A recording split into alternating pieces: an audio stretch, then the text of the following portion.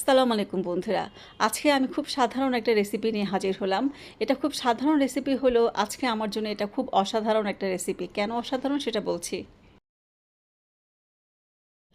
গত প্রায় ১ মাস ধরে কোরবানি ঈদের কারণে নিজের বাসা বলো বা আত্মীয়স্বজনের বাসায় বলো, সব জায়গাতেই খুব বেশি ভালো মন্দ খাওয়া হয়েছে। বলতে পারো এক কথায় হাঁপিয়ে যাওয়ার মতো অবস্থা।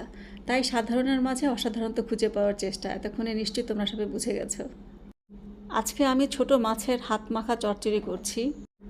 এই মাছকে অনেকেই বলে থাকে ছোট রূপচাঁদা মাছ, আবার অনেকে বলে থাকে চান্দা মাছের গুঁড়া। মাছের মাথাগুলো কুটে ফেলে দিয়ে লবণ পানি দিয়ে খুব ভালো করে পরিষ্কার করে ধুয়ে কড়াইতে উঠিয়ে দিলাম রান্না করার জন্য। দুটো আলু আমি একটু মোটা করে কেটে দিলাম, তারপর দিলাম কাঁচামরিচ, পেঁয়াজ, হলুদ গুঁড়ো, ধনিয়া গুঁড়ো, জিরে গুঁড়ো, লবণ এবং সরিষার তেল।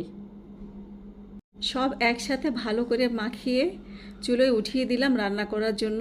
সাথে একটু পানি অ্যাড করে দিলাম এবং দিলাম আমার স্বাদ অনুযায়ী লবণ। ফাইনালি চুলায় চাপিয়ে দিয়ে ঢেকে দিলাম রান্না করার জন্য। এবং একটি কথা তোমাদের সাথে শেয়ার না করলেই নয়, কেন জানি আমি খেয়াল করেছি ফ্যামিলি গেট টুগেদার বা যে কোনো প্রোগ্রামে অনেক খাবারের মাঝে এই জাতীয় খাবারগুলো কেন যেন সবার আগে শেষ হয়ে যায়।